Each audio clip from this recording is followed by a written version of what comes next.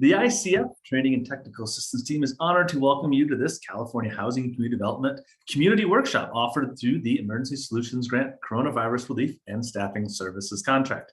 I'm Chris Pitcher from ICF. I'll be hosting today's session. Today's training session is part of our new and non-traditional provider workshop series, where we will be discussing ESG and ESG CV financial management today. It is my pleasure to hand it to today's first presenter, Michael Thomas. Mike. All right, thank you very much, Chris. Yeah, I'm Michael Thomas. I am a technical assistance provider with ICF, and I am going to kick us off here. We are going to be talking about financial management today for the ESG and ESG CV programs. And I'm also going to be co-presenting with Gordon Levine. So do you want to take a quick second to introduce yourself, Gordon? Good morning and good afternoon, everyone. My name is Gordon Levine. My pronouns are he, him. I am white and Jewish. I work for ICF as a lead homeless services specialist, and I come to you all most recently from the Louisiana Balanced Estate Continuum of Care and the state of Wisconsin ESG team. Thank you, Gordon. I apologize, I forgot my pronouns, but hopefully you can see them by my name there in Zoom. But I use he, him pronouns. So next slide, please. What you see here is a quick overview of what the training is going to look like. So in hour one, that is when we will cover all of our content. So we're going to talk about general requirements. We're going to then talk about requirements specifically for federal awards. Then we'll talk about federal cost principles and audit requirements associated with federal dollars. And then we'll take a quick break. And in hour two, we will go to what we call the lightning round. So that's when we will have some questions for the audience, just to see what you've learned and assess knowledge around what we just went over. And then hopefully we'll have some time left over at the end for question and answer as well. Next slide, please. So this is just some context around the training we're providing today. So the Emergency Solutions Grant funding comes from HUD, and then the recipient in this case of that funding is California HCD. The focus of this training is around subrecipients and sub-subrecipients. So the subrecipients would be the agencies getting the funding from California HCD, and then the sub-subrecipients would be under contract underneath subrecipients. So that is where the focus of this training is. Next slide, please. And we always like to throw up the key vocabulary because, in the federal grants world, we sort of live in alphabet soup. So just so everyone's aware of what we're talking about when we throw out these acronyms. You might not hear all of these in this training, but we like to throw them out there every time just so everyone is aware. ESG is the Emergency Solutions Grant Program. If you see ESG CV, that is the same program, but it is additional funding that was provided for pandemic relief. For financial management, the requirements are essentially the same, so you don't have to differentiate in that context really, but ESG is the Emergency Solutions Grant Program. FY is fiscal year, so that's the year in which ESG funds are allocated by HUD. CAHCD is the California Department of Housing and Community Development, and they are the largest ESG recipient in California. HUD is the U.S. Department of Housing and Urban Development. A recipient is an entity that receives ESG directly from HUD. So in this context, California HCD is primarily the one we'd be talking about. A subrecipient is a local government entity or nonprofit that receives ESG from a recipient. So in California, we know those are sometimes also called grantees. In this presentation, we are going to call them subrecipients consistently. And then maybe the least attractive of the acronyms is UGLUG. That is a unit of general local purpose government. Next slide, please. And we also like to throw this out there in these presentations too, because it provides good context for everything we're talking about. So when we think about any kind of compliance, especially with the financial aspect, so you've got the federal cost principles, those cut across all federal awards. Then you've got the ESG interim rule, that is regulation for the ESG program. Then you've got additional HUD guidance that will often come out in the form of frequently asked question guidance or ask a question guidance from HUD's Ask a Question desk. And then you have local policies. In order to be compliant, a program must be compliant with all of those things, and they all work together. So we like to point out that as well. Next slide, please. So first, we're going to talk about some general financial management requirements. So, just very general things around your financial systems. We're going to cover effective financial management systems, the uniform administrative requirements, which are located at 2 CFR 200, the ESG administrative requirements, which are located at 24 CFR 576, and then some information on generally accepted accounting principles. Next slide, please. So in defining financial management, it is the process of using funds effectively, efficiently, and transparently. California HCD subrecipients and their sub-subrecipients have to have policies and procedures that describe what is to be done and how it is to be complete. You have a girlfriend now. Excuse me? Okay. And so I want to point out too that the policies and procedures would include, at a minimum, information or provisions around budgeting, accounting systems and records, internal controls, cost principles, and grant closeout. Okay, next slide, please. Effective financial management systems will contain the following key characteristics. You'll have policies and procedures that state the roles and responsibilities of staff at all levels of operation, and they will hold everyone accountable for proper implementation. Records would be complete, accurate, and demonstrate that costs are necessary, reasonable, allowable, and appropriately allocated to the correct funding source. If you attend any of the financial trainings with me, you will consistently hear reasonable, allowable, and allocable. Reports are timely and provide useful information for grant administrators. Funds do not sit idle and are protected from misuse. And then self-assessments and ongoing improvements should be a part of any effective system, and that includes your financial management systems. Next slide, please. So under the uniform administrative requirements, there are a number of key components that you really need to pay attention to for financial management. Here are some of the most important. So in the administrative requirements section, there are components around budgeting, accounting system and records, and internal controls. In the cost principles section, there are components around allowable and unallowable costs and indirect costs. And then in the audit requirements section, there are components around the single audit requirement for federal awardees. Next slide, please. Mike, I've got a question, and I may have missed it. What is the alphabet soup around CFR? I apologize. Code of Federal Regulation. That is the Code of Federal Regulation. So you generally are going to have a number in the front and a number behind that that tells you exactly where to locate what we're talking about, but it is federal regulation. And if you were looking for anything in the federal regulation, my advice, the easiest way to find it is probably just to go to a search engine of your choice and type in the exact citation. So if you go there and you put in 2 CFR 200, you are quickly going to find a link to the federal eCFR website, most likely. And then you can read the full text of the regulation there. Thank you. Good question. So the main purpose of the uniform administrative requirements is to provide an overall framework to ensure that federal awardees maintain adequate control and accountability over all funds, property, and other assets. And in this case, it's to ensure that ESG and ESG-CV funds specifically are used solely for authorized purposes. And I am going to turn it over to Gordon to talk about ESG-specific administrative requirements and take us into the next section. Sounds good. Thank you, Mike.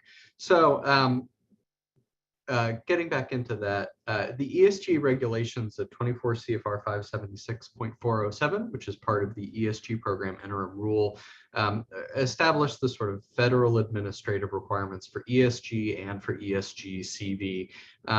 But remember that we've got several different competing federal regulations. And so when conflicts occur between 2 CFR 200 and the ESG interim rule, so the general administrative requirements and the ESG interim rule, the definitions of the ESG interim rule are ultimately the governing body. So the ESG interim rule can be more specific or more prescriptive than the general administrative requirements.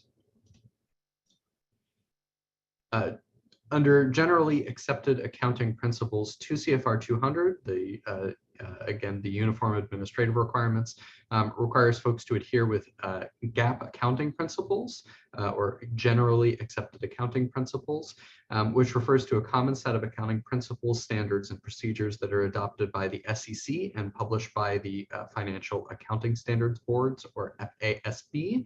Again, we love our acronyms. GAAP accounting provides the commonly accepted ways of recording and reporting accounting information, and the goal is ultimately to improve the clarity, consistency, and comparability of financial information both inside and outside a given organization. So the takeaway from general requirements, you ask yourself, does my organization and my subrecipients, if your organization has ESG subrecipients, have written policies and procedures that govern financial management processes and systems? So you heard Mike say earlier that if you take financial training from him, he's going to harp on costs being allowable, allocable, and reasonable. You will hear me harp constantly on whether you have written policies and procedures for things. Did you write it down, and is it somewhere that you and others can reference? So the question is, first, do you have written policies and procedures for your financial systems and processes? Do your subrecipients have them? And also, are those policies and procedures current and compliant with the uniform administrative requirements and with the COC program interim rule? Federal award requirements. We're going to talk about budgeting, accounting system and records, your system of internal controls, how to deal with property, equipment, and supplies, and finally, the procurement process. So budgeting, high level, occurs at several levels. At the CAHCD level, so at the state level, budgeting occurs through the annual action plan, through their annual operating budget, through their subrecipient standard agreements with their subrecipients, and through their budgeting through IDIS, which is their system of reporting activities and costs to HUD. It occurs at the subrecipient level, so CAHCD's direct subrecipients. Their budgeting occurs through their agreement with CAHCD, through their annual operating budget as an organization, and through their sub-subrecipient agreements. So their recipients down to what are sometimes called service providers or their sub-grantees or any of it, but it's the folks downstream from their subrecipients. And finally, at the sub-subrecipient level, the budgeting occurs again in their agreement with their subrecipients and their annual operating budget for the organization, and through any other written agreements that they have. And that would be, for example, if you had a written agreement with a contractor to provide a service that you're not providing internally, but that you're on the hook for as a result of your sub-subrecipient agreement. So your standard agreement budget, and you saw on the previous slide that standard agreement is used at each stage as the money passes down from the state to subrecipients to sub-subrecipients. The standard agreement is the way in which funds are obligated downstream. It contains the overall budget. It breaks the budget down by eligible activities. And so we're talking about rapid rehousing or emergency shelter or administrative costs. And then it talks about budget caps on things like indirect costs and administrative costs, both of which are capped at different percentages. It contains additionally information like the project description, the period of performance, so the duration of the contract, the sources and uses, and the performance measures, so what ultimately the contract is intended to produce as outcomes. So when we look at the operating budget, subrecipients and their sub-subrecipients are each responsible for incorporating their ESG or their ESG-CV awards into their organization's operating budget. Each organization's accounting system is unique. And so the operating budget may include, but is not limited to, the categories shown on the right. And we're talking, of course, about the operating budget here for the project. So we're talking about salaries, wages, and other personnel costs, such as fringe. We're talking about professional fees and services. This is the kind of thing that you might have an outside agreement for. We're talking about consumable supplies. We're talking about utilities, staff travel, rent for space to provide services, and other operating expenses and capital expenditures. And so I'm going to kick it back over to Mike here and get back to the chat. All right, thank you. So I'm going to start talking about accounting systems, and I will throw out the disclaimer that I have a strong background in financial compliance around these things, and accounting systems and internal controls are particularly something that I have maybe more passion for than I should. So just throw that out there. This is a topic that I have a lot to say about. I'm going to try not to say too much and keep us on time here. But for your accounting system, subrecipient and sub-subrecipient systems must identify and separately maintain accounts for each grant award by unique identifiers. A unique identifier could, for example, be your subrecipient agreement number and year, or it could be something else, but it must be a unique identifier that you can use to clearly identify that grant. The system must distinguish costs by budget category and differentiate between direct and indirect costs. It must provide accurate, current, and complete disclosure of the financial transactions for grant awards at both the summary and detailed levels. So you must be able to drill down to individual transactions for a specific grant award. And it must allow for comparison of expenditures with budget amounts for grant awards, because obviously it's important to track your budget. Next slide, please. So the graphic that you see here, I took special note to say this, I think is a pretty drastic oversimplification, because organizations will likely have sources of funding beyond just state and entitlement ESG grants. But in the example we're showing here, we're looking at an agency that has a state ESG grant. So in this case, it would be from California HCD, and perhaps an entitlement ESG grant, which means they're getting money from a local jurisdiction as well. So in this example, what you see is at the top, when those are tracked separately in the accounting system, that is compliant. If those two grants were tracked concurrently and there was no way to separate out the dollars between them, that would not be compliant, and it would cause a lot of problems when it's time for reporting. So, that's one of the key components of tracking grants individually. You have to have that unique identifier once again, so that you can separate them out by grant. And this is what that kind of looks like in a visual sense. Next slide, please. So for accounting records, subrecipients and their sub-subrecipients must maintain records identifying the sources and uses of all funds. Those records must include information regarding the ESG awards, authorizations, obligations, unobligated balances, assets, expenditures, income, and any accrued interest. California HCD has the right to access all subrecipient and sub-subrecipient financial records pertinent to ESG awards for monitoring and audits. So that's another important point. If you receive one of these grants from California HCD, they do have the right to access those records at any time to check for compliance. Next slide, please. Accounting entries for ESG must be supported by source documentation, and that source documentation must show that costs charged were incurred during the effective period of the standard agreement. So the costs have to be incurred during the dates shown on the standard agreement that Gordon talked about.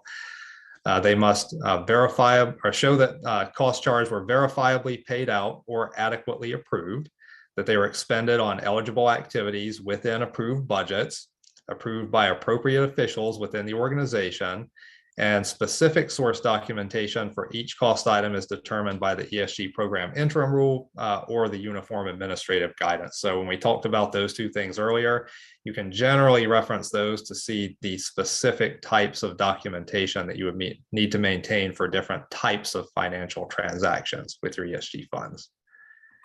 Next slide, please. Internal controls are designed to minimize misuse of funds and poor record keeping, and to maximize the likelihood of detecting problems if they occur. So some key aspects of internal controls.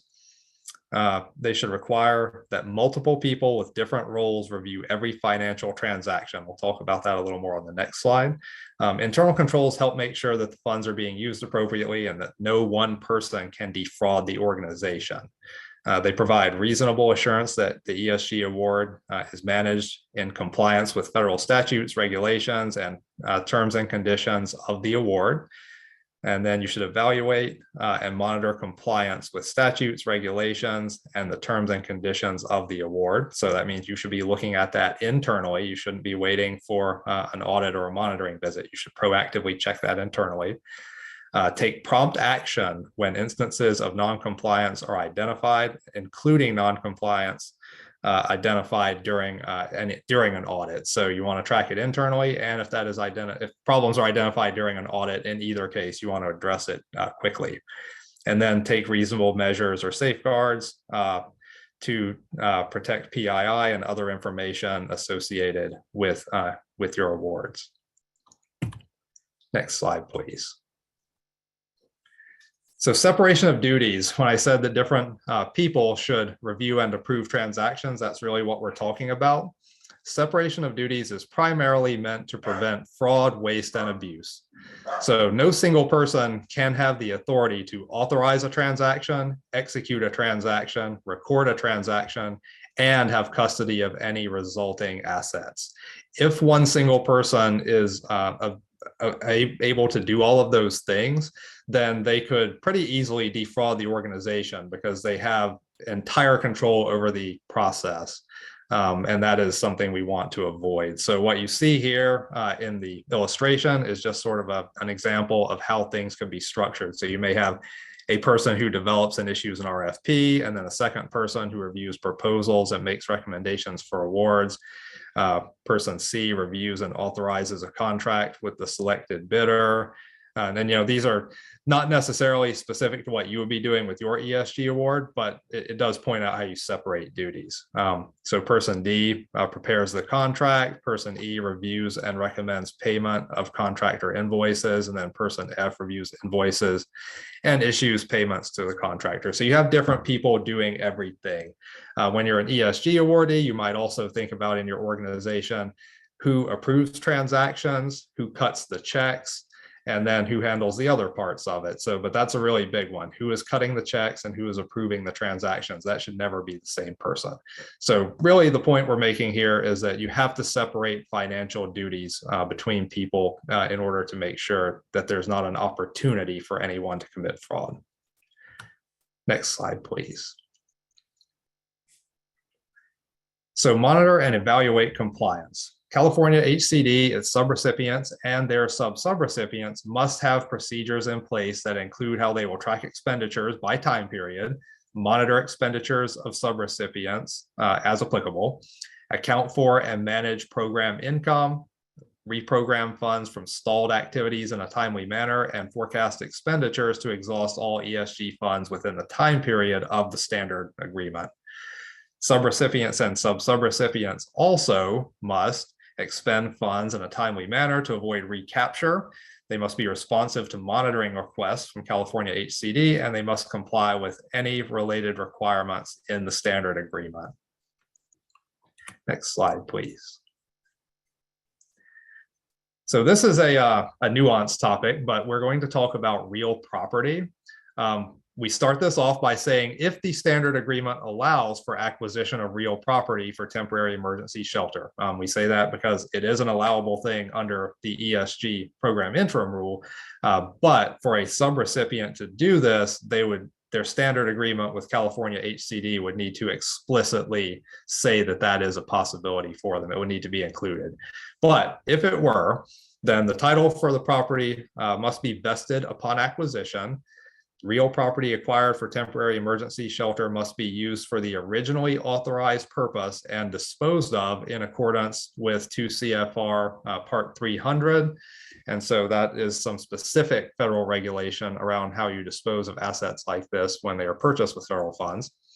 And then real property for which ESG or ESG CV funds are used for rehabilitation, conversion, or other renovations must comply with minimum period of use requirements under the ESG program interim rule. Next slide, please. We thought it was important to spell out what those minimum periods of use are, because that is a very important consideration if this is something that you are going to pursue with ESG funds. So for major rehabilitation, if the rehabilitation costs exceed 75% of the reasonable monetary value before rehabilitation, then the building must be maintained as emergency shelter for 10 years. Even if it is not funded by ESG funds any longer, it still must be maintained as emergency shelter for 10 years.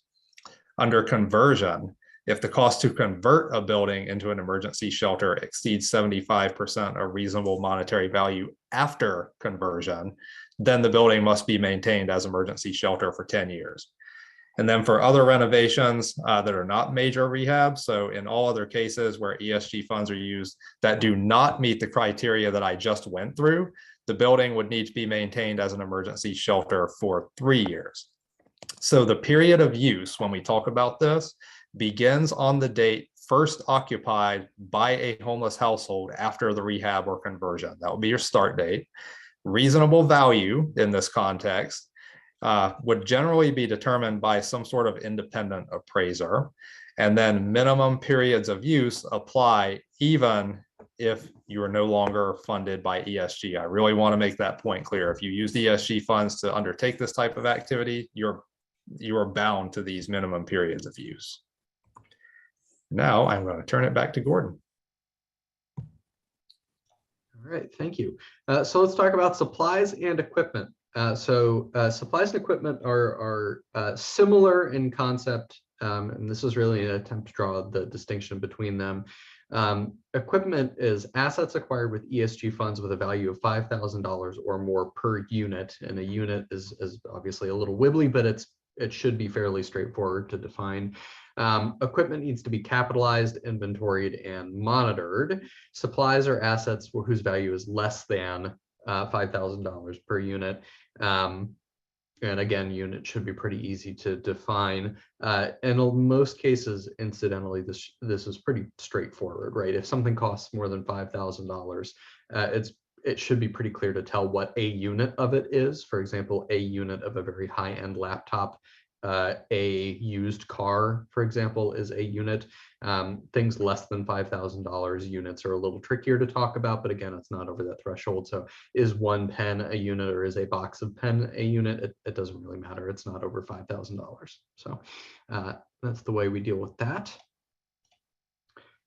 Procurement is really a multi-step process for obtaining goods and services from potential vendors. It moves through this process of getting estimates, or making an estimate rather, soliciting bids, reviewing the bids, and then making an award. And the purpose of the procurement process is to promote equitable purchasing standards, to ensure fair treatment of proposers in accordance with the rules applicable to each procurement, and to ensure that the cost or price for the goods or service to be acquired is reasonable. Again, we're going for reasonable, allowable, and allocable. This is how we arrive at reasonable. There are multiple methods of implementing a procurement process. The standard agreement includes requirements for grantees to provide the State Department of HCD with evidence of compliance with one of the following procurement methods. The informal method, which is good for micro purchases and small purchases, which are exactly what they sound like, or the formal method, which requires sealed bidding and competitive proposals, which obviously would be for larger purchases.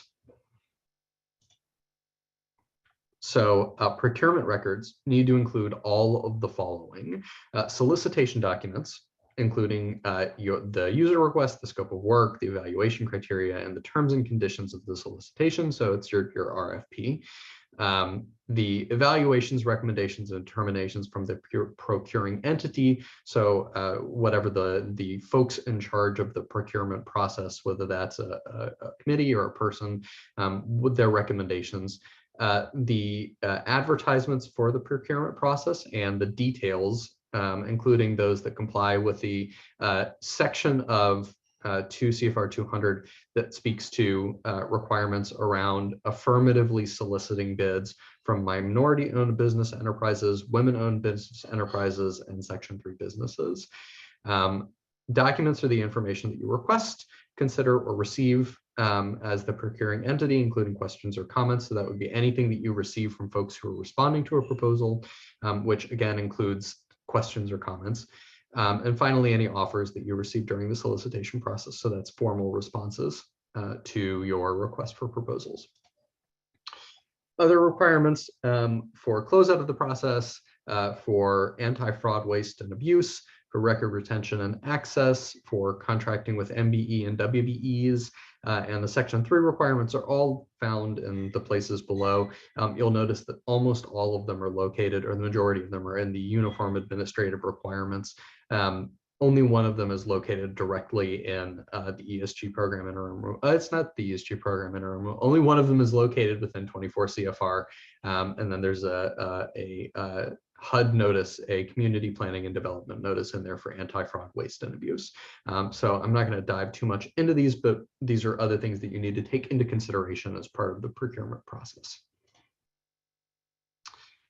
So the takeaway here, questions that you should be asking yourself: does your organization and your subrecipients, because remember, as a subrecipient, you're responsible for your subs, do you have an adequate accounting system in place?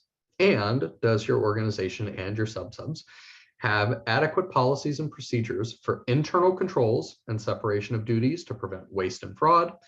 Do you have policies and procedures for managing real property, equipment, and supplies? Do you have a procurement process in place? And do you know how you're meeting all of those other requirements that we mentioned? Again, all of those should be in your written policies and procedures. And if they're not, this is a great time to review those and get them in there, because it's always better to see the problem and fix it than to have a problem, know about it, and hope nobody else notices. Moving into cost principles, back over to you, Mike. Thank you. So yeah, we're going to dive into the cost principles. And that means that I'm going to talk about costs being necessary and reasonable, allowable, allocable, and then we'll touch on direct and indirect costs as well. So when I mentioned those three things, reasonable, allowable, and allocable, we're going to go into what that means. Next slide, please. As I said before, and I will continue to say, all costs must be necessary and reasonable, allowable, and allocable. That is the standard for all federal dollars. Next slide, please. So when we think about necessary and reasonable costs, here are some examples. So we're thinking for necessary, costs are considered necessary if they are essential to proper and efficient performance and administration of the ESG award. And costs are considered reasonable if they do not exceed what a prudent person would incur under similar circumstances. So it's kind of, almost like the common sense model. Would a reasonable person spend this amount of money on this thing? So an example here is the purchase of iPads using ESG funds. If it is purchased simply because they are convenient, especially if iPads are not used for other similar operations within the agency, then you can't really justify that it is a necessary purchase. So again, it has to be necessary. And then for reasonable, if other less costly tablets can perform the same purpose, then it is likely not reasonable to spend more money on a more expensive tablet, unless you can justify that it is tied into agency operations somehow, and you have to have that specific tablet in order to be able to operate. So there's a lot that we could talk about, and there's a lot of nuance around things being necessary and reasonable. But what it really comes down to is, do you need it for the ESG program? And is the thing that you are purchasing reasonable, both in terms of cost and in terms of the way that it fits within your agency's operations? So if something meets both of those standards, then it is considered necessary and reasonable. But if not, you probably should seek out something else to make sure that you're hitting these. Next slide, please. And if I can pop in for just a second, Yeah. on the subject of necessary and reasonable, this is a really good place to think about how you document this in your filing system. And so one of the absolute most important tools in the ESG subrecipients toolbox is ensuring that there's a note to file whenever it is possible that somebody down the line might not, on the face of it, understand what you're doing. And so that could be another employee, that could be a supervisor, that could be someone outside your organization, that could be a monitor. And so if you're in a situation, and I think iPads are exactly the right example because it's something that comes up a lot, it's something that there's a lot of choice about. If you do determine that you need the expensive tablet, right? The iPad, or the high-end Galaxy tablet or whatever. Document it, right? This is why it's necessary. This is why it's reasonable. If you, let's take the iPad for the example, as Mike said, if your entire agency runs on iOS, right, you might genuinely have a need for a tablet that runs iOS as opposed to a less expensive tablet. Or if every other part of your organization is already using iPads for similar operations, then you might be able to justify that it's necessary to purchase iPads, even if it doesn't necessarily tie into your entire organization's implementation scheme, because that's what your folks are trained on. And so it makes it a reasonable and coherent cost. Ultimately, the documentation process is to demonstrate that there was some thought that went into the purchasing decision, and to defend that purchasing decision from future inquiries, to say, thought went into this, here's the decision that we made, and here's why it meets these standards. So document, document, document. You can never go wrong documenting things and demonstrating your work. Thanks for letting me break in.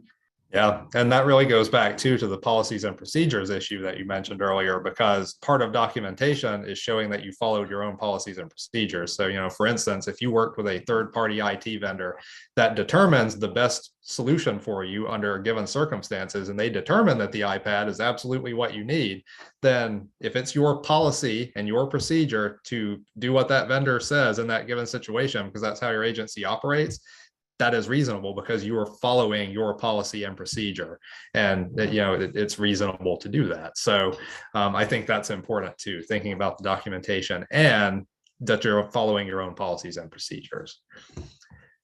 Okay, now we'll move on to the next one. So to be considered reasonable, a cost would need to meet the following criteria. It's recognized as ordinary and necessary for the operation of the organization and or project. It's in accordance with market prices for comparable goods or services as evidenced by cost estimates and documentation, as we just talked about. The individuals responsible for incurring the cost acted with prudence and for the benefit of the organization and its activities. And the cost has been incurred after the following established practices, after following the established practices of the organization in accordance with the terms and conditions of the award. So that's kind of just repeating what we were saying. You have to follow your own policies and procedures and document everything appropriately. Next slide, please. So now we'll talk about cost allowability. So when you think about allowable cost, there's a couple of different things. There's, the cost and the allowable amount. So an allowable cost, costs are considered allowable if they are in alignment with the terms of the standard agreement, if they are treated equally with like costs, if they are not otherwise ineligible or unallowable. So not only the standard agreement, but we're also thinking about the federal regs, and if they are adequately documented. So for allowable amount, the total costs charged to the ESG award are the sum of the allowable direct and allocable indirect costs minus any applicable credits.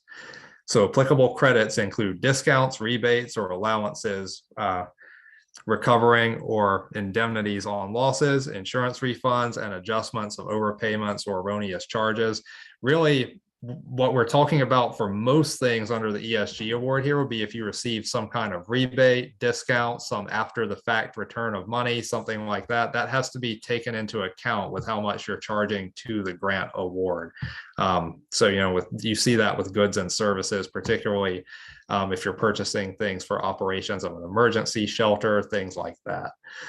So here's an example. If a grantee implements an ESG emergency shelter project, they purchase a new air conditioning unit for $8,000, receive a $1,000 rebate from the manufacturer, and have $500 of program income on hand, then the request for funds to California HCD would be for $6,500. So that's the $8,000 minus the $1,000 rebate from the manufacturer, minus the $500 of program income that they had from their ESG program. So the real point here is that the amount charged to the grant must be exactly the amount that is the actual cost once you take under consideration any cost adjustments that would lower that cost for the agency. Next slide, please. There are some limitations to cost allowability. So costs incurred in excess of line item budget amounts in the standard agreement may not be charged to the ESG award. If you go over budget on a particular line item, then you might not be able to get that extra money you spent reimbursed under the ESG award. The ESG award is subject to statutory requirements that limit the allowability of certain costs, such as administrative costs and acquisition costs for emergency shelter. There are statutory limitations on how much money in the overall ESG award can be used for those things. So that's something that has to be recognized. California HCD may place further caps on ESG awards, including the fact that they might exclude certain cost items for a particular grantee. As the recipient making the subaward, California HCD does have the ability to place those types of limitations on the award. Next slide, please. So the types and amounts of cost items must conform to any limitations or exclusions set forth in the Uniform Administrative Requirements and the ESG regulations and guidance. This specific citation from the Uniform Administrative Guidance provides additional considerations for select items of cost, such as payroll, employee health care, and equipment. And then in the case of a discrepancy between the provisions of the ESG award and the 2 CFR 200, the ESG award governs. So that's like what Gordon had said earlier. There might be some slight variations with the ESG regulation, and in that instance, the ESG regulation governs. Next slide, please. Costs must be consistent with the standard agreement and policies and procedures that apply uniformly to both the costs incurred for the ESG award and other costs incurred by the ESG awardee. When local requirements are more stringent than higher level requirements, the stricter requirements apply to the entire cost, not just the portion allocated to ESG. So if you were purchasing, say, a larger asset that was subject to some sort of local restriction, you wouldn't be able to portion it out and say, we're going to pay for half of it under the rules applicable to ESG and half of it applicable to other rules. That it can't be portioned out that way. So when you're making a single purchase, the stricter requirement will apply to the entire purchase. A cost may not be assigned to the ESG award as a direct cost if any other cost incurred for the same purpose in like circumstances has been allocated to the ESG award as an indirect cost.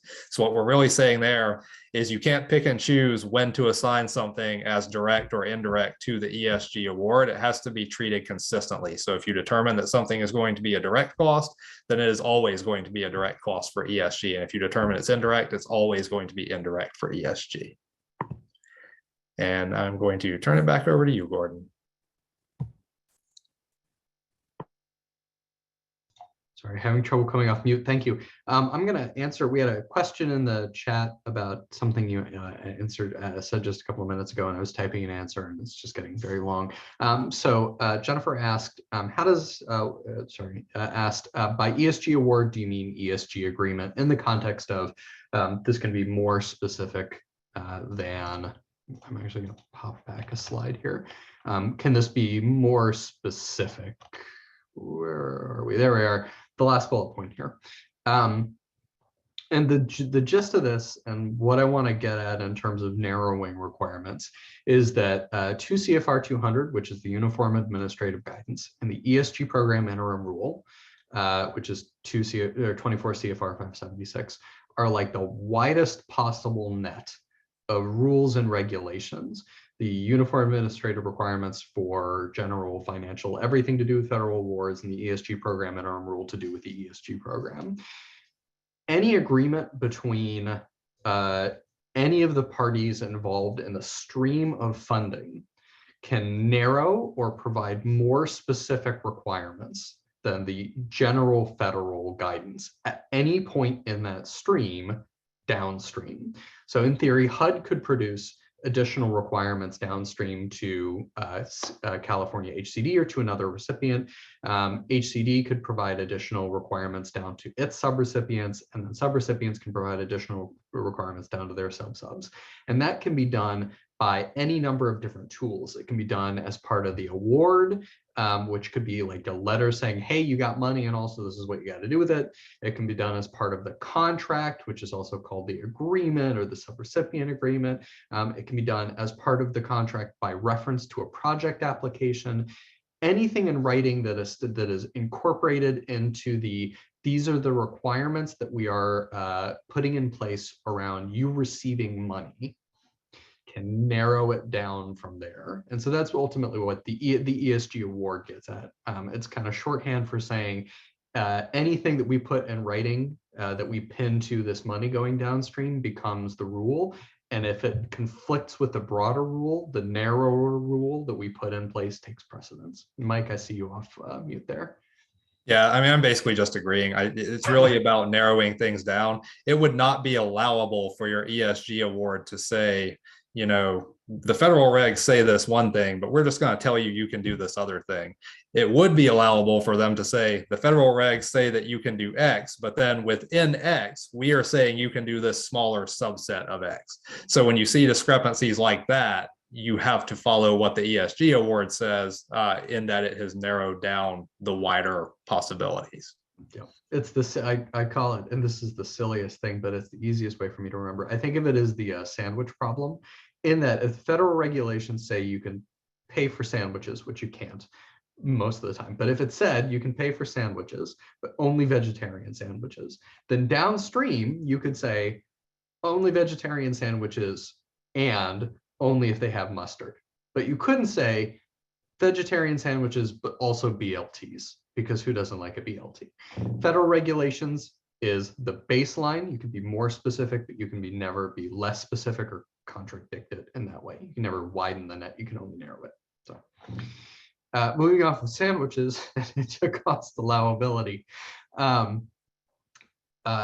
Some examples of cost allowability under ESG. Project costs, which are also sometimes called hard costs, are the costs incurred to provide the activity or project, like rehab of an emergency shelter. Activity delivery costs, sometimes called ADCs, which are the costs incurred for the implementation, management, or oversight of the project or activity. And administrative costs. So costs incurred for the general management, oversight, and coordination of the ESG grant. I'm going to hover there for a second because this is where a lot of people fall off the boat. There is, under ESG, there is an allowable portion of an ESG grant that can be used for administrative costs. And for those who are not savvy to ESG, you might look at that and say, great, sounds good. This percentage of my grant can be used for anything I want. And that's not what admin is for. Admin under ESG is specifically for the costs incurred to manage, oversee, and coordinate the grant specifically. And in practice, what that means is budgeting for the grant, great, reporting for the grant, overseeing the grant, assessing the outcomes of the grant, talking to your grantor about the grant. All of those are eligible costs, and they're usually things that are done by staff that have some level of direct project obligation, a program manager or a department director. What it doesn't cover is time spent by staff who usually have things like executive or chief in their title. It can if the individual cost is eligible, but what's not eligible is like fundraising for the organization. Can't pay for that with admin. And so the important thing that I want to sort of pin to all of your chests is that admin is really for costs related to the ESG grant. If you can't tie it back to the ESG grant, the admin can't be used for it. I harp on this because it's an area of frequent mistake, put it like that. Unallowable costs are payments made for costs that are determined to be unallowable by HUD or by HCD.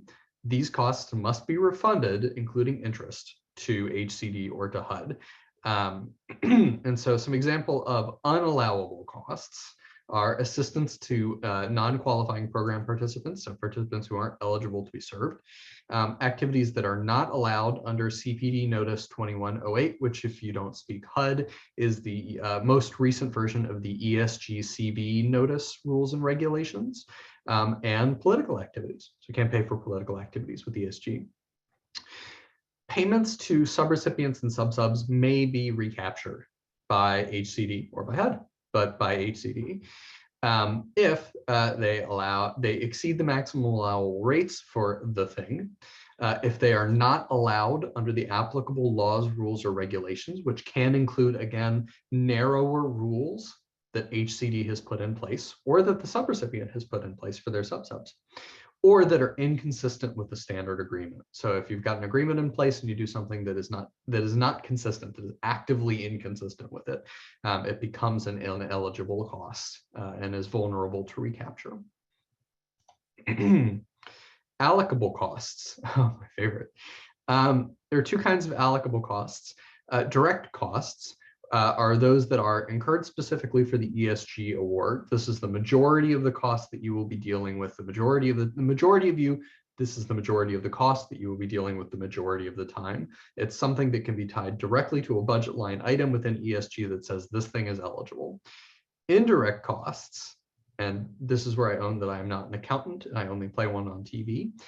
Indirect costs are, quote, costs that benefit both the ESG award and other work of the subrecipient or sub-subrecipient and can be distributed in approximate proportions, end quote.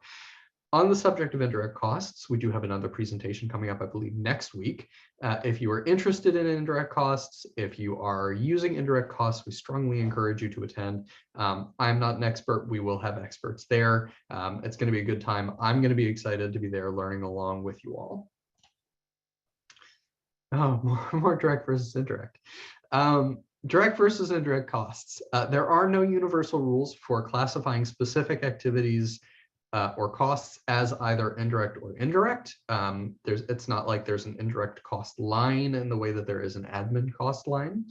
A cost may be direct with respect to some specific services or function, but indirect in respect to the ESG award.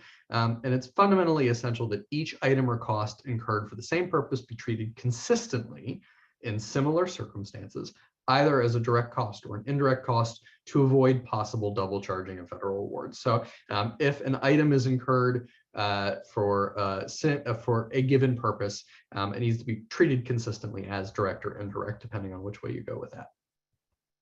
And I agree with the photo in this picture, just if you were curious. Direct costs are those that are incurred specifically for the ESG award and that are not otherwise treated as indirect costs. Some examples are payroll costs that are incurred to administer the ESG award, that are supported by timesheets and payroll records. You need both, detailing the date and time that the employee worked on the ESG award. So it's a timesheet that allocates time to a specific budget item. Costs that are incurred by subrecipients performing services solely for the ESG award. So if you're doing something that's ESG eligible and you're doing it for ESG participants, then that's probably a direct cost. The purchase of supplies and equipment used solely for the ESG award. So again, if you're buying iPads for your ESG street outreach project, that's a direct cost. And finally, direct awards to eligible ESG applicants for eligible ESG activities. Talking more on the subject of direct costs, a direct cost would include a staff member who is fully dedicated to ESG. So they spend all their time on ESG, they're a direct cost. For staff member B, if they work on ESG and another federal grant and they document their hours spent by grant on their timesheet, that's a direct cost too. They don't have to be 100% ESG, but they're still documenting their time to specific federal grants. Indirect costs might be the payroll and HR departments who process payroll for the entire organization. So they're providing a benefit to multiple grants, and it's very difficult to disentangle that down to the specific grant source. Indirect costs are, oh gosh, we're on to Mike. Yeah. Oh, Yeah. please. I would imagine you probably don't want to stay on the indirect costs, and I don't really want to that much either, to be honest, because Yeah, as I said earlier, I have a strong financial background, and indirect costs trip me up too, which is why we are going to have the experts do a dedicated training for you next week. But we did want to give a brief overview. So we talked about direct costs, which can be allocated directly to the ESG grant. Indirect costs are costs incurred for a common or joint purpose benefiting more than just the ESG award, and that are not readily assignable to the ESG award without first determining the amount that can be reasonably charged. So for an organization to charge indirect costs to the ESG award, standard agreements must require that one of the three options are followed and documented. So the federal regs give you three options. There's a 10% de minimis rate that can be used. You can have a negotiated indirect cost rate agreement or a cost allocation plan. And depending on the type of entity, you may not be able to do one or the other of those. That's all stuff that will be provided in the dedicated training next week, so we're not going to dive into it here. Each standard agreement includes requirements and provisions for charging indirect costs. If a standard agreement allows for indirect costs, then I should have put subgrantee. The subgrantee here must first submit supporting documentation for one of the three options to California HCD and receive written approval prior to requesting reimbursement for indirect costs. So it has to be part of your standard agreement. You have to show which option you're using, and then it has to be approved for you to charge indirect costs to your ESG award. Next slide, please. The bottom line with indirect costs is that they are complex and you have options for how you can handle them. And again, that is why we are providing the detailed training focused solely on indirect costs in a separate dedicated webinar next week. And that one is going to be handled by one of our partners who is, they are the federal experts, or they are not federal employees. They are the experts on federal indirect costs. So if you have specific questions about those, I would strongly encourage you to just attend the webinar next week because they are going to do a much better job with indirect costs than I know I could. Next slide, please.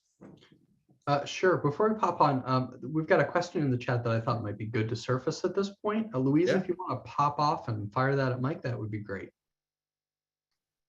Sure. Hi, Mike.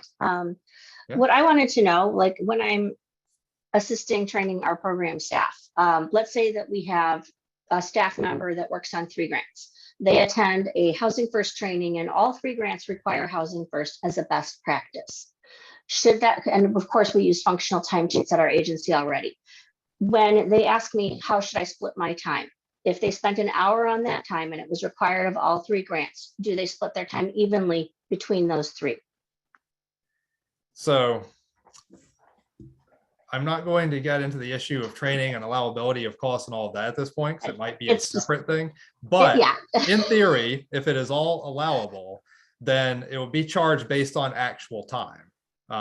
So if they attend 1 training and you're charging it to 3 grants, I honestly think that's a good question. I think we might need to follow up in a different venue.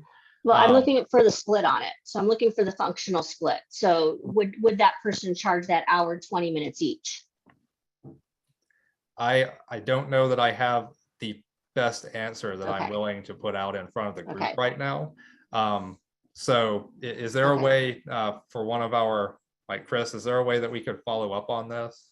Yeah, absolutely. And I was asking it more from a training, maybe a poor example. I was just trying to look for something that I know applies to, is going to apply to most grants. I think there's various ways that you could do it. And I don't want to put one way out there in front of everyone and say, this is the one best way, because that's not necessarily the case in every situation. And that's why I'm hesitant to provide an answer right now, but we can give you an answer. Absolutely. What's the best way to follow up on that, Chris? It's been noted, and we can follow up via email. So I know how to find Luis. Yes, you do. Okay. Yeah. Thank you. Very good. Thanks, Fed. And then sorry to put you on the spot there, Mike. I thought it was a good question, at least. So I appreciate that. Okay. Are we on? Yeah. So cost principle takeaways. So you should be thinking. Excuse me. Is there? This Josette with Shasta County. I'm very interested in that answer as well. That's why I put in there, will this be covered in next week's indirect? Because that's something that comes up all the time. Multiple grants, same people, all need training, so on and so forth. So I think that's even though it's a complex answer, I think that that's something that a lot of people will probably be interested in getting some direction on. Or I'm all alone. I don't know, but. There are a lot of people in the chat who agree with you. If I could make a suggestion, I think we can probably find a way to get an answer out to folks as part of the whole package here. So hang tight and we'll figure something out for you. Thank you. Thank you very much. Okay. So takeaways for cost principles. Basically, what you're thinking about are applicable staff of my organization and my subrecipients, if you have them, adequately knowledgeable of necessary and reasonable requirements and which types of costs are allowable under your award. And then, does my organization and subrecipients, again, if applicable, plan to charge indirect costs? And if so, have all required supporting documentation been submitted and approved by California HCD? And that concludes our content. And so now I believe we are going to take our 5-minute break. We are not going to take our 5-minute break, actually, Mike. We are running a little bit ahead of time, and there were a few questions. So I know that when we come back from intermission, it's going to be lightning round. So I think we should take some time to answer some of those questions since we do have that time. And I think it's good before we get into lightning round so folks don't forget their questions. So Nora, you've been tracking those questions. Would you like to start asking some of those questions to Gordon and Mike? Yeah, I can do that. We did have one more follow-up from Louise in the chat just now that maybe we should start with. And she said, sort of a follow-up on her last question, how about something simple? The staff are at the shelter is cleaning a common area for an hour. How would they split an hour among the 3 grants? If you have any other thoughts on that scenario, or we can follow up later.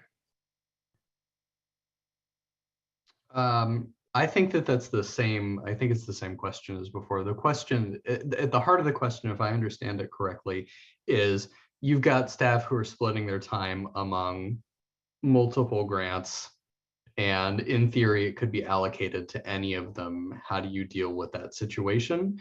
And that's the answer we're trying to provide. And the specific follow-up, which is if you've got a staff person who's at a shelter who's cleaning common ground for the area among 3 grants, you know, it's if it could actually be assigned among them.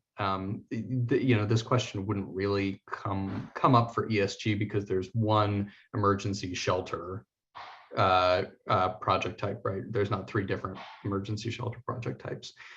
So you know, for the broader question about how do I allocate time out when it could go multiple places, hang tight, we'll get the written answer out. But I appreciate the persistence on it. Awesome, thanks, Gordon. So I'm gonna kind of go backwards. So Jennifer asked a number of really good questions, and one of them was, is there a time limit for recapture?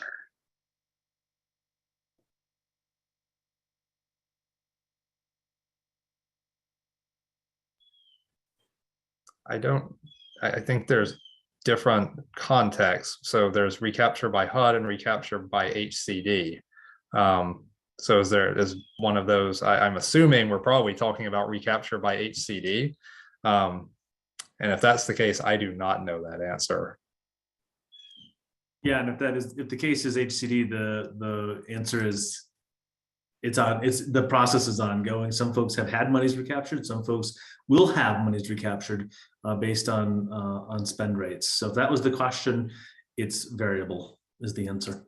So the question is more like, you know, like if the government audits you, they can only go back 10 years or 20 years or so, you know, everybody, I hated to ask the question because you don't want to stand out, but it's so complex. It seems to change every year. So we're all doing our best. And at some point, I think it would be nice to go, well, if we did something wrong 10 years ago, we're safe.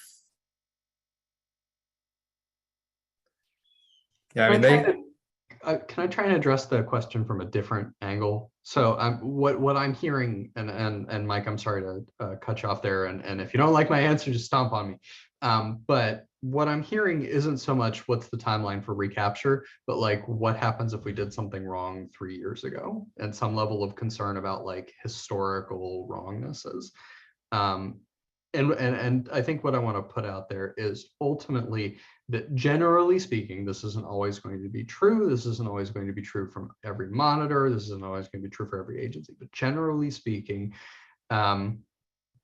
folks try and focus on if there was something that went wrong, was it corrected? Can it be corrected going forward? Can it be fixed going forward? And is it still an ongoing problem, more than it is about, you know, some mistake was made at some point, and so now we're doing recapture. It's not always going to be the case, and there are issues where recapture is a more obvious or direct concern. But I would say that generally speaking, in terms of like, did we implement this rule quite correctly? It's more about bringing grants back into compliance than it is about punishing, recapturing, taking money back, that kind of thing. Yeah, I agree with Gordon. And just for the timing thing, what I would say is from the technical standpoint, HUD can go back and look for as far as their record retention period requires, right? So for ESG, if they require records to be kept for 5 years, they can go back and look for 5 years. Now, if your agency maintains records longer than that, they can look at those records you still have if you have not destroyed them after the record retention period requirement. So it's prudent to have a very strong agency policy around how long you retain records and how you dispose of them when you get past that. Now you want to check with your standard agreement too, because it is not uncommon for an ESG recipient at the state level to require, say, a 7-year record retention period or something like that, because they have to make sure that they are getting everyone to retain the records for the 5 years that are required, and they have 2-year grant cycles. So it's not uncommon to see 7 years.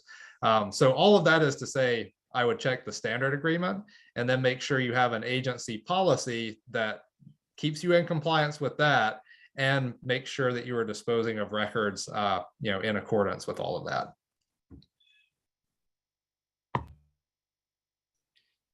Great, awesome follow-ups. So just shifting gears a little bit, Trisha had a question. And the question was, is there a value amount of work to be performed that differentiates when the informal versus, I think maybe Trisha meant formal versus informal procurement processes must be followed?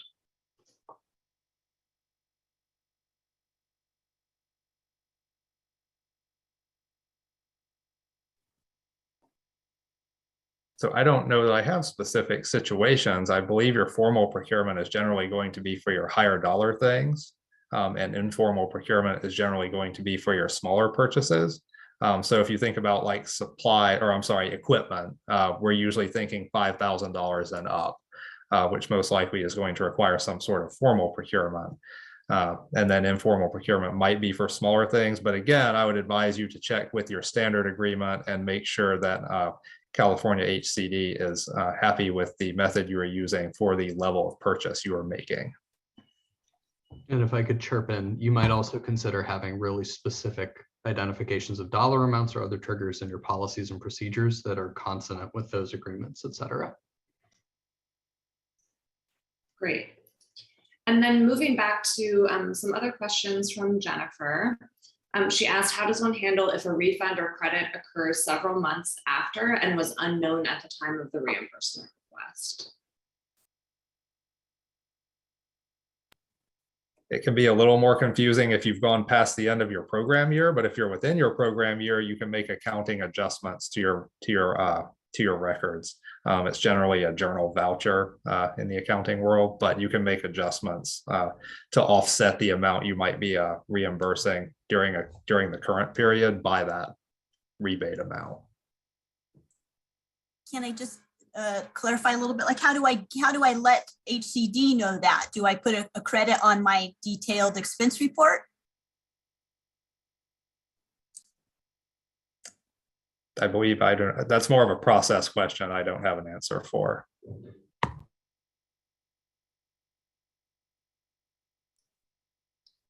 And so Jennifer also asked, and I think Gordon said in the chat, this might be a little bit outside of the scope of this presentation, but she also asked, what is the best course of action if outside circumstances? So for example, no affordable housing under FMR FMR available, and then adversely affects subrecipients' ability to expend funds as budgeted and required. So it sounds like, Jennifer, you're asking, what if you're struggling to spend down your grant?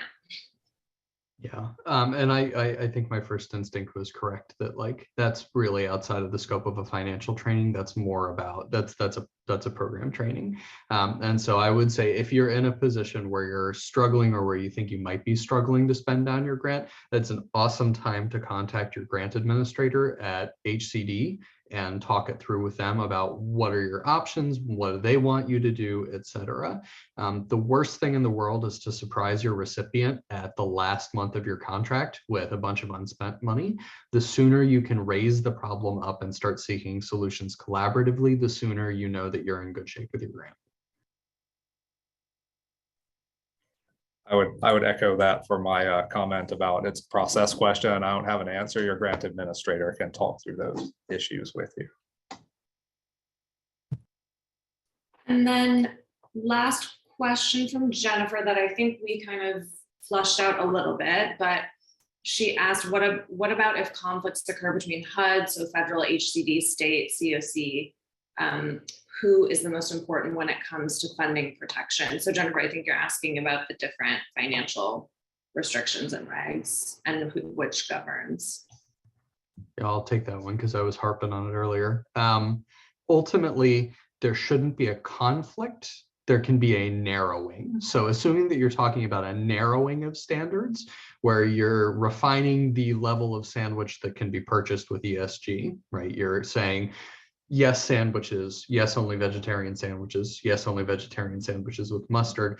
There is no conflict. You go with whatever the agreement that you've got in place says, because that's the agreement that binds you.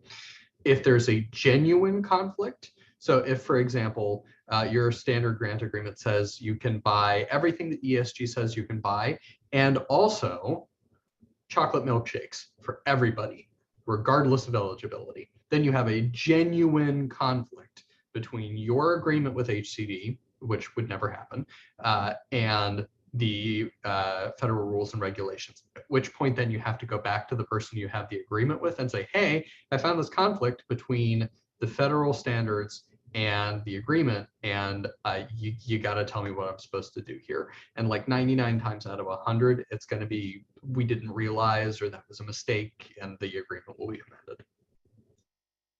Can I ask a couple follow-up questions? You guys hate me? You may, and we do not. Okay. So first follow-up question. So this actually came up at the original training. You guys had stated that match from a federal perspective was required annually, and HCD required us to do it monthly, we thought. So I sent that question to our HCD grant administrator, and I pulled up the standard agreement, and it doesn't call it out. It doesn't say monthly or annually. It just says you have to provide match. And HCD was hesitant to come down. They're like, we'll talk to I think you guys, are you guys HCD's consultants? They said, we'll talk to our consultants. And then I haven't heard back. So I don't know if that's a conflict. If it's a narrowing, it's an unclarity, and it leaves us subrecipients in a hard place, because some months you have a lot more match, and then the next month you're struggling, and it would be so nice to be able to do it annually. So that's one question, and I'll ask my second question. Sometimes in some jurisdictions, there might be some struggles, right? That link to the COC. There might be people that don't understand housing first or don't think it's important. And sometimes I think you can have a conflict between a local jurisdiction saying you need to do something. And I think in that case, we would always have to go with HCD and the feds. That I just wondered, because I'm going to take those in reverse. Those are good questions. I'm going to take them in reverse order. I'm going to try and answer the second one, and then I'm going to bunt the first one off to Chris. So in terms of, okay, there is actually a conflict. Again, you got to go back to your grantor, right? Because you are obligated to follow the terms of your grant contract. If you think that there is an error with your grant contract and that the grant contract permits you to do things that are not eligible or requires you to do things that are ineligible, then you got to bring that up to your grantor. Ultimately, the grantor is on the hook for the grants that they're issuing, right? And so if you've got a grant that says frosty chocolate milkshakes for everybody, right? And or they don't love housing first or whatever. And you raise the issue with your grantor and they say, no, follow the contract as written. I know that it violates federal regulations, but follow the contract as written. Then there's not a manual for when the manual is not followed, right? So I think the general advice that I would give you is, speak to your counsel. That's why you have lawyers, and document the situation so that you are not caught flat-footed. Beyond that, I don't think we can really advise. So I'm going to go ahead and bunt the first part of the question off to Chris. And the first part of the question is, we are actively working with California HCD to reset or set good written standards and policies. So we actually held our first meeting yesterday to begin setting policy. I would say, Jennifer, that we're going to try to make it as lenient as possible. HUD's rules are for match. You don't have to match dollar for dollar, request for request, but over the extent of the grant. So we'll try to figure out a way to make that more clear through the process. But there is a lot of stuff around process questions that we don't necessarily have a lot of control over right yet. We're still writing a lot of the procedures that will create a good process following out of that. So it's the best I can do. Nora, I think you had one comment, and then we're going to go to break. Yeah, I just wanted to mention that Louise actually put a comment in the chat about how they've historically handled that billing issue of receiving a credit on the following cycle after you've already drawn down. So I wanted to call folks' attention to that. And those were all of the questions that we had in the chat. Thanks, Nora. All right, we are going to take our actual intermission now. We've had the intermission slide up for a minute. So we will return in 5 minutes, which is 12:22 Pacific time for you. So all the questions, we should be able to get through them. Feel free to stay and answer those questions. We are also going to have a little bit of time at the end for additional Q&A. So if you have questions that have not yet been asked, please go ahead and do so. With that, I'm going to turn it over to Mike to set us up for our lightning round. Mike, would you like to go forth, please? Yep. So yeah, thanks everyone for the questions. Those are all really good questions. So now we are going to ask some questions back. We'll just see what we learned from what we just went through. So yeah, hopefully we'll get through all of them. So we do call this the lightning round, and we can go ahead and move into our first question. So question number 1, and you should be having a poll pop up. Which of the following items is not part of an effective financial management system? And you've got your options there, and your poll just popped up. So tell us which one of these you think is not part of an effective financial management system. Policies and procedures, accurate and complete records, internal client file audits, and timely reports. And then I will rely on my colleagues here to let me know when we've gotten in a decent amount of responses compared to the size of the group. And then we will see what the right answer is. Our poll question is slightly different, Mike. So I think is it? Yeah. Oh, yeah. Look at that. You're right. Cross wires. Yeah, our poll question is different there. So maybe what we can do instead, if the poll question is different, I will ask people to maybe start dropping in the chat what you think is the correct answer here. And we can just keep an eye on the chat, see which answers are coming in, and then we'll show you the correct one, if everyone is okay with making that adjustment. Sounds good. So everyone, if you could just start dropping in the chat, which one of these you think is not part of an effective financial management system?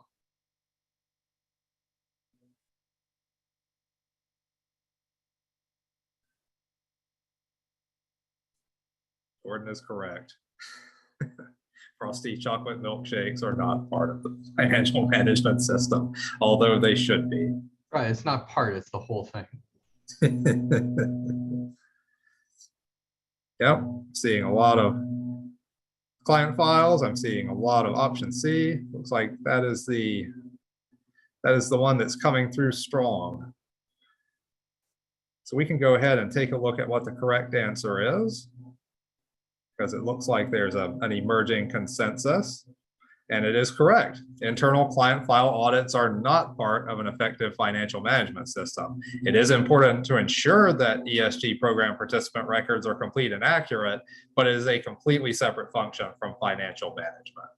So now I'll turn it over to Gordon for the next one.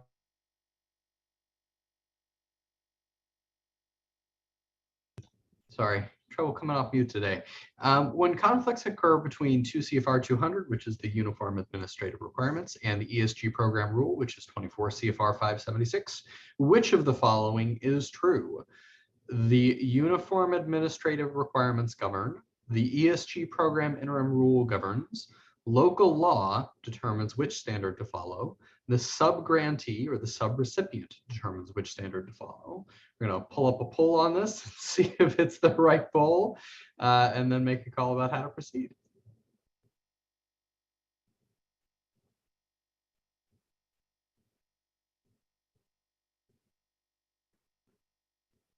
Hang on, I saw a poll.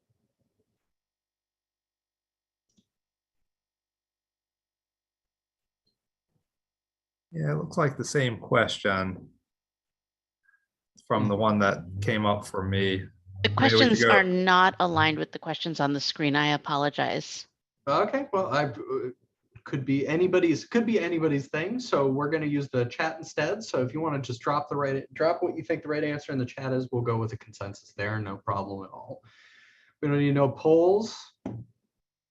We lived in the 90s before polls.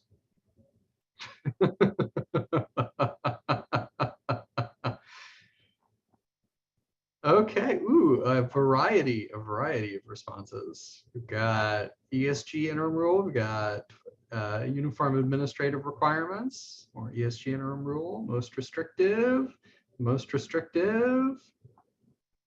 uniform. Okay, so nobody thinks the sub-recipient's in charge. Okay, let's see what the answer is. You are the half of you who said, oops, hang on, got away from you there. The half of you who said the ESG interim rule governs were correct, of course. In some cases, the ESG interim rule specifically spells out requirements that differ from the uniform administrative requirements. Local law may affect program activities, but it doesn't determine how to resolve those conflicts. At the end of the day, the more restrictive of the two is the ESG interim rule. Back over to you, Mike.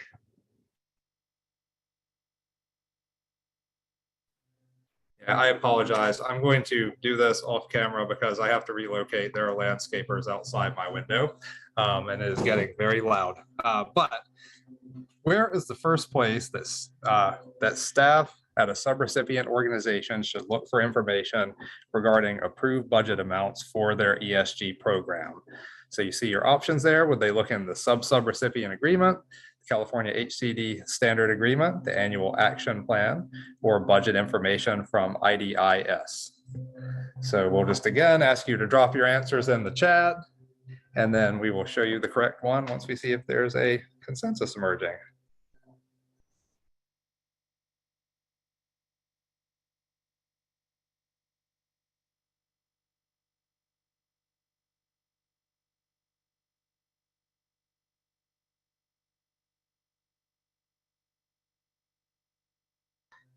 So I saw sub-recipient coming up quite a bit. I saw California HCD standard agreement coming up a little bit.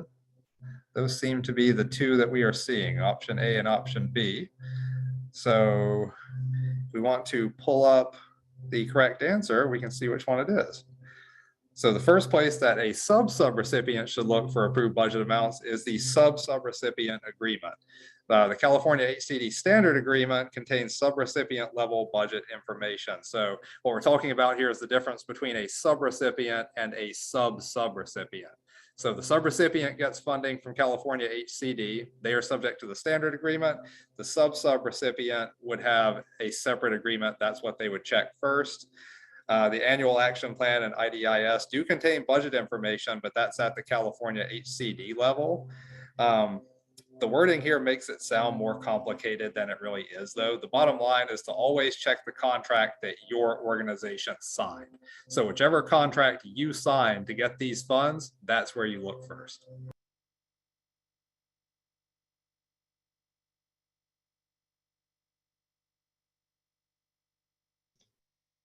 All right, I think I'm probably up next here as Mike relocates. So next question, which of the following components is not part of a sound system of internal controls? Separation of duties, confidentiality of executive staff salaries, safeguard protected PII or personally identifiable information, or prompt response to non-compliance. I should specify that we were talking about a sound system of internal controls as in a solid, well-designed and healthy one, not as in an audio system, which is definitely the way I misread it on site.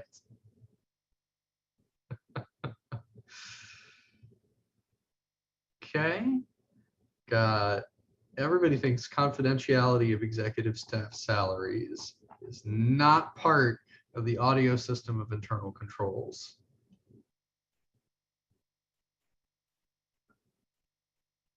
I was going to make a joke about it. I'm going to tell all of your executive directors on you, but that would be cruel. Okay, let's see what the answer is. I think we've pretty well nailed that down. It is, of course, B. The confidentiality of executive staff salaries is not an integral component of internal controls. Org policy will determine how information regarding salaries is handled, and maintaining confidentiality of salaries is not essential to internal control. I see Gary's chat. I see Gary's comment, and I choose not to respond loudly and noticeably. Mike, I believe you are up next. Yep. Thanks everyone for bearing with me while I relocated there. So Albert, or if you're following my naming convention here, Albert, works at Hope for Housing, a local subrecipient of California HCD, ESG, and ESG CV funding. Albert is the CFO and often writes checks, signs them, and sends them to help case managers cover last-minute rental assistance costs for clients in the homelessness prevention program. So he does all those things to help the case managers make those payments in time. Is this consistent with best practices in financial management? So let's put yes, no, true, false. Put it in the chat. Wow, a lot of people feel very strongly about this They issue. do. They were listening to me, weren't they? That was the I made first an all emphatic caps, point around lots that. of all caps responses. I think we've got a consensus here. Oh So my we can just God. go ahead and put that up. They're over the barricades. And they are correct. No, this is a violation of the separation of duties concept. So as such, it is not consistent with a sound system of internal financial controls. No one person in any organization, and that's not even just nonprofits, it's any organization, should have the simultaneous authority to authorize expenses, sign checks, and perform accounting duties, because that lack of separation creates an environment in which fraud can occur. So it creates a pretty ripe opportunity for that, should someone be so inclined. So yeah, good job, everyone. You nailed that one. And we can move on to the next one. All right. So which of the following is a key purpose of the procurement process? Ensuring that you are buying the latest and greatest products, giving business to top agency donors, saving as much money as possible, or promoting equitable purchasing standards. Remember, we're talking about your agency and not for your home. I prefer my iPads. Might not always be the right answer. Interesting. So lots of promoting equitable purchasing standards. Equitable purchasing standards. Everybody loves equity. Equitable, equitable, equitable, equitable. Okay, it's equitable. Everybody says equitable. The answer is, of course, promoting equitable purchasing standards.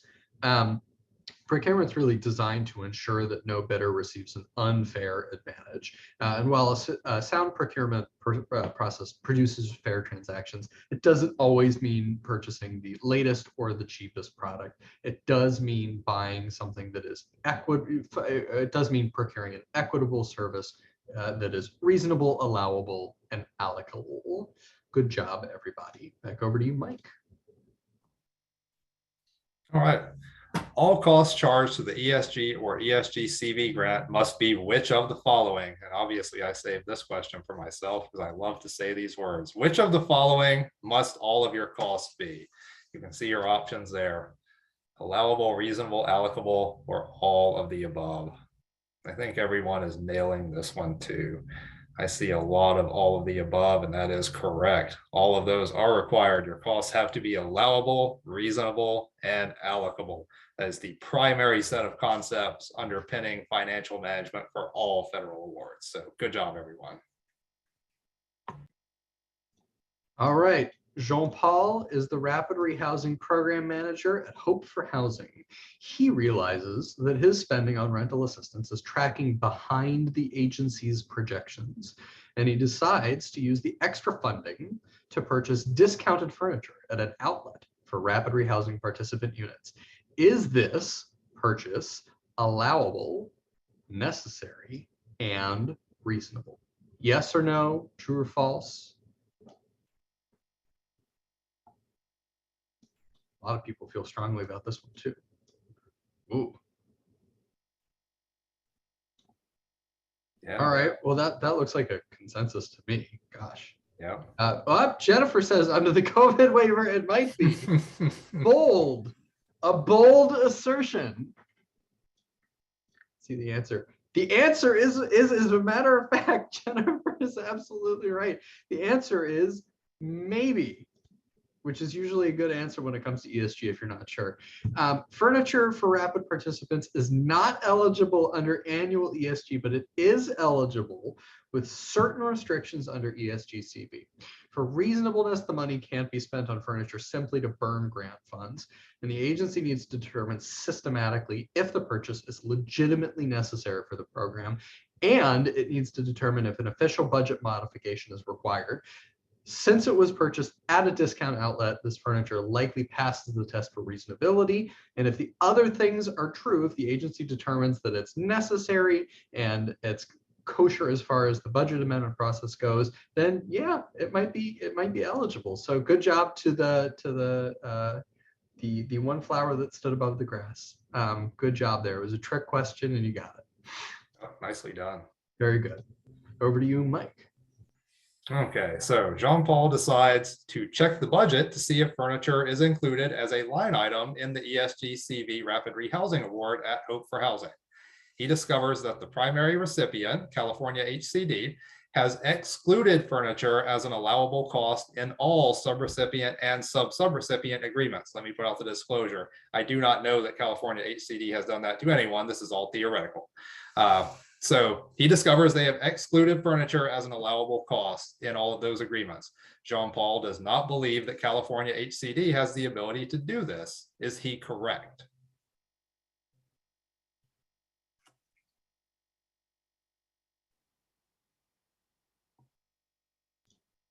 A little slower on this one, folks taking their time. Yeah. I think that last one tripped everybody up and now they're going slow. So is Jean-Paul correct when he says California HCD can't do this to us? We want to purchase furniture. I'm seeing quite a few answers saying no, he's not correct.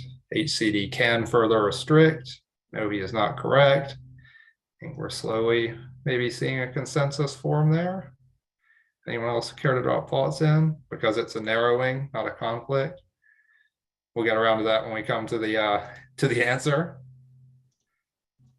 That is true. He can ask HCD. I like that. HCD has made the decision, so we can go ahead and pop the answer up probably. So Jean-Paul thinks this is absurd, but no, he is incorrect. California HCD, as the primary recipient of ESG and ESG CV funding from HUD, may place further caps on ESG awards, including limitations on allowable cost items. So yeah, well done, everyone. California HCD can put further restrictions in the standard agreements if they so choose. All right.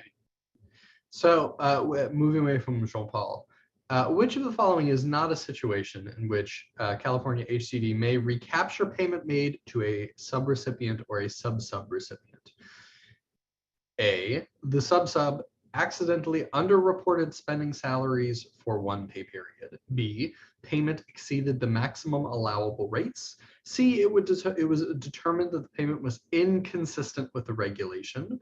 Or D, it was determined that the payment was inconsistent with the standard agreement. Which of these is not a situation in which California HCD may recapture funds?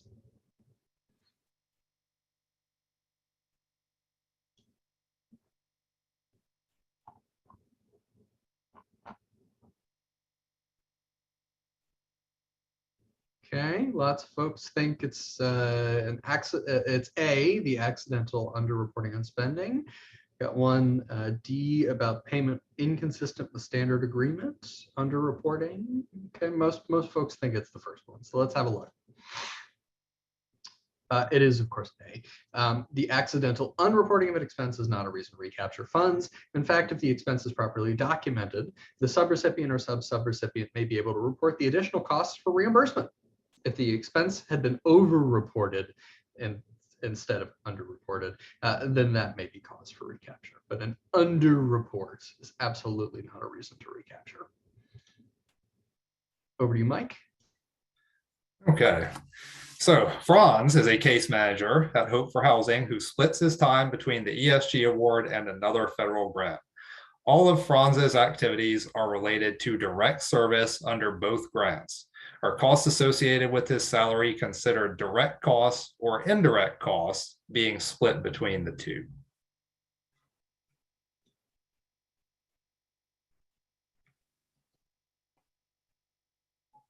I'm seeing indirect come in. I'm seeing direct, unsure. Always find to answer unsure. We usually put that as an option in our polls. Seeing a lot of directs come in. Seeing direct. You have other people that want to drop thoughts in there. Direct. Okay. Maybe we can throw the answer up to that one too then. This one is a little bit tricky, but Franz's salary is considered a direct cost. This is because his activities are directly allocable to allowable activities under the programs to which they are charged. So if you remember that visual that we showed earlier, someone's time can be split between different projects, but still be direct if it can be directly proportioned out to activities in the budgets for those projects. It's indirect if it's more of an overhead, like your HR that does everything across the organization, that type of thing. So it's a tricky question. In this case, the answer is direct. If you want to learn more about indirect costs, I'm putting in a plug for our webinar next week. Please join us then. You're going to learn a lot more about indirect costs than I can teach you. All right, I think it's back to me. So which of the following best describes indirect costs? God save me. A, they are multiple, they're costs that are directly attributable to one grant program, but allocated across multiple line items. B, they are costs incurred for a common or joint purpose, benefiting more than just one award. Or C, they are costs associated with products purchased for one program and are later transferred to another according to asset disposition regulations. I think we're getting a pretty strong response to that one too. The chat's buzzing. Yeah. It's full of bees. Hour 2 of the presentation. You just gotta go with what it's go with the chat. You go with the chat. All right. Everyone universally believes the answer is B, and of course the answer is B. Indirect costs are those that are incurred for a common or joint purpose that benefits more than just one award. Direct costs may be allocated to multiple line items under just one award, but are still considered direct because the amounts are all allocable to that award. Asset disposition is a separate topic from direct and indirect. It was a trick. The last one was a trick. It will surface though, but there was a response on the chat that's sort of B, but it depends, which is a really good answer when it comes to indirect, because nothing about indirect is set in stone. It is always contingent on the circumstances. So a well thought out answer, I think. Yeah, that is an accurate comment. It does have to be not easily allocable to specific grants. So To be quite honest, I just didn't type it all out in the answer because it was getting confusing as it was, but it is accurate. So next question. How worried should I be, or should you be? So thinking about that way, how worried do you think you should be about indirect costs? Put in one of your answers here. Should you be completely worried, not worried at all, or maybe you're just intrigued? I see some for B and C. Someone's not worried at all. I love it. But yeah, obviously just a playful question there. But I would suggest that if you're intrigued about them, don't be worried, because we are going to tell you all about them next week. Well, I say we are not going to tell you about them. Our partners are going to tell you about them, and they will do a fantastic job. And I believe that is the last question. I believe so as well. Thank you for sticking with us for the lightning round. I know these new and non-traditional trainings feel like a lot of content, and then we try to have a little bit of fun at the end. So thank you very much for being with us. I see we have someone who is completely worried about indirect costs. That's oftentimes how I feel about indirect costs. But as Mike mentioned, next week we'll be doing an indirect session where we'll go much deeper. We'll have our friends from MDG Associates with us to do the indirect costs. The rest of this session, where we have 14 minutes left, is your time. You can ask questions, you can come off mute, raise your hand, interact with us on the topics of financial management that you learned today. So feel free to do so. We'll leave space. If it's quiet for a few minutes, I will end us early, but want to make sure that you have all the space you need to ask your financial management questions as much as we can.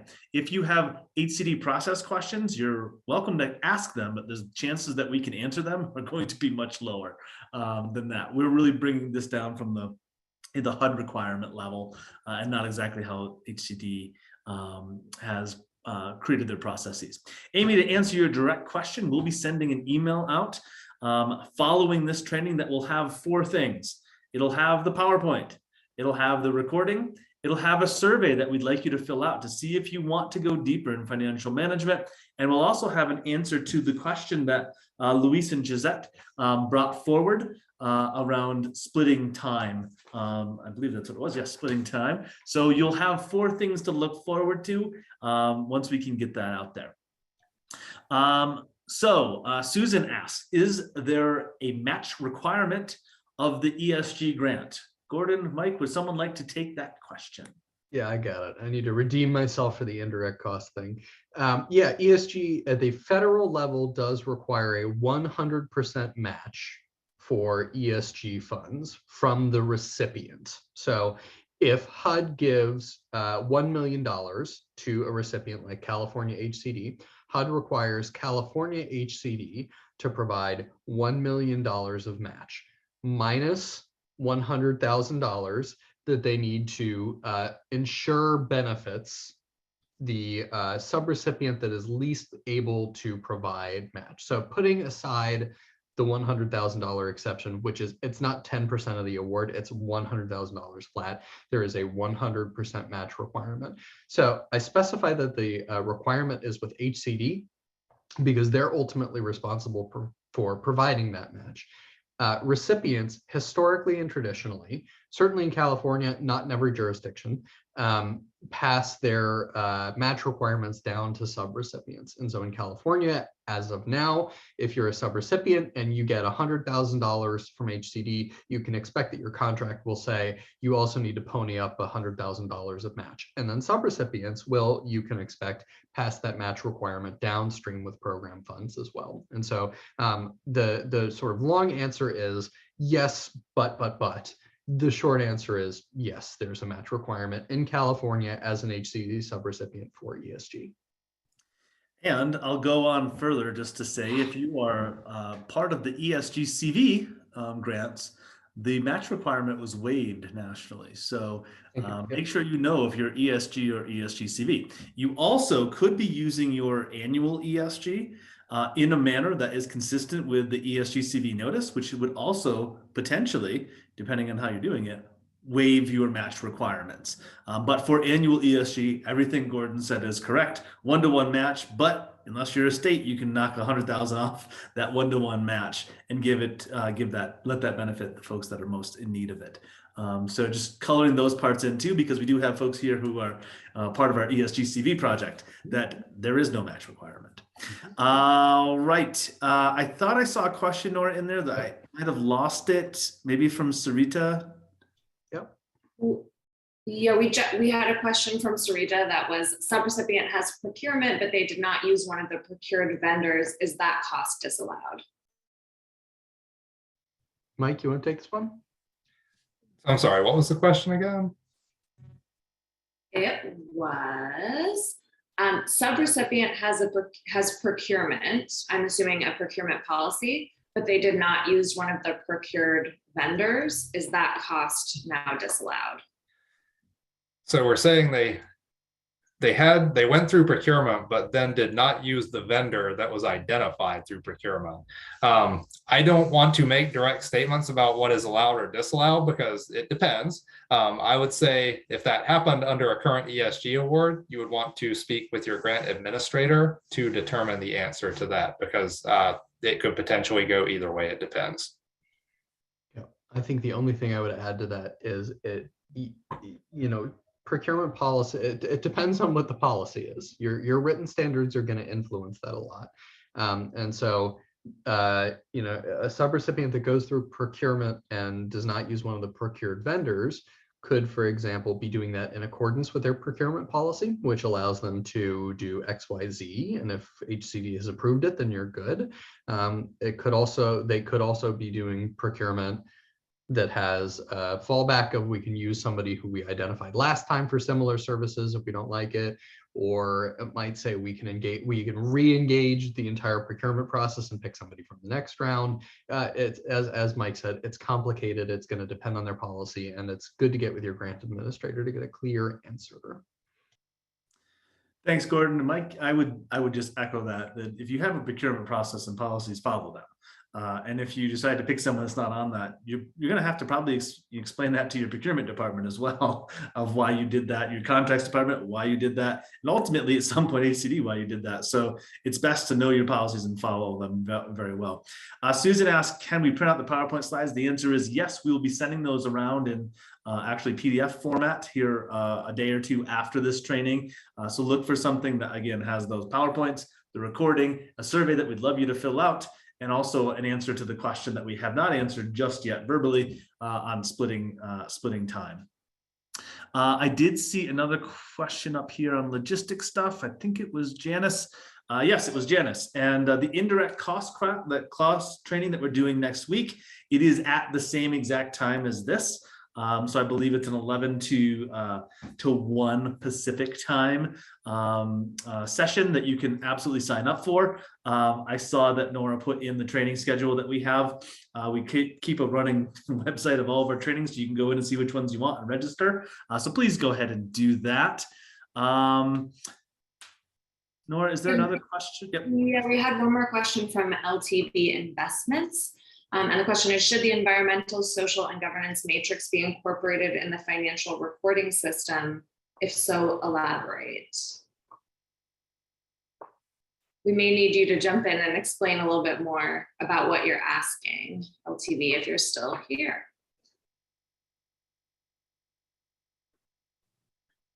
Hi, Horace here with LTB. Thank you very, very much for this program. Is very enlightening. I set up QuickBooks, and I have been struggling with the environmental governance matrix, and a big portion of that is recording, is basic recording and evaluating assets. I was wondering if that had run across your radar as far as a financial requirement, or something that the chief financial officer should handle. Any comments on that? I can say, having worked on the finance side of it in nonprofit and on the state side, I am not familiar with that. So I'm inclined to say that there's no kind of requirement that would say that you would have to incorporate it into your system. It's not something I'm familiar with, though. Okay, Yeah, thank you very much. I think the only thing I would add to that is, yeah, there's no federal requirement at all. And so if the requirement does exist, it would have to exist either in your contract, in your agency's policies and procedures, or in state law in a place that I don't know about. And so, sorry, go ahead. Excellent. And you know, if I may switch subjects real quick, I would like to look at lean methodology that's championed by the Toyota manufacturing company. And it is used to reduce any type of waste in a value stream that delivers whatever the ultimate value of the process is. There is a special accounting for lean when it gets rid of waste, and it's not covered by governing by the generally accepted accounting principles. So this is more of a cost accounting approach. How would that fit within this financial governance of a nonprofit agency? So not to comment on the values or qualities of lean or agile processes or implementation, right? That's kind of outside the scope of what we're doing. I would take it back to basics and just say that the cost principles underlying ESG and federal awards are the same, irrespective of whether you're using a lean or agile methodology or any other sort of bells and whistles related to eliminating fraud and waste. You have to use GAAP accounting principles, and costs have to be reasonable, allowable, and allocable. If your lean methodology puts you in a position where you've developed a strong policy and procedure that involves identifying costs in a really rigorous way that are reasonable, allowable, and allocable, and it's consonant with GAAP accounting principles, then, which is redundant, obviously, but if you do all of those things, then great, more power to you. But more than that, you know, that's kind of outside of our scope. Thank you, Gordon. It kind of hits at what we were saying earlier in that accounting systems can be very unique from agency to agency, but as long as it meets the baseline requirements, it's good to go. Thank you. Great. Thanks, Mike. Thanks, Gordon. Nora, I wasn't seeing anything else. So unless folks have other questions, raise your hand or just come off mute and talk to us. I think we're getting ready to wrap up.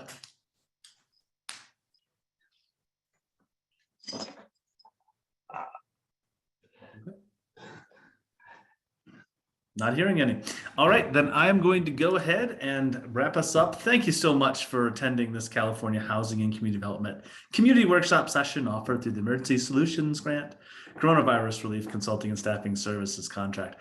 Look out for more information on our next new and non-traditional providers workshop series session next week on indirect costs. Very exciting to have you join us. Until then, enjoy the balance of your week.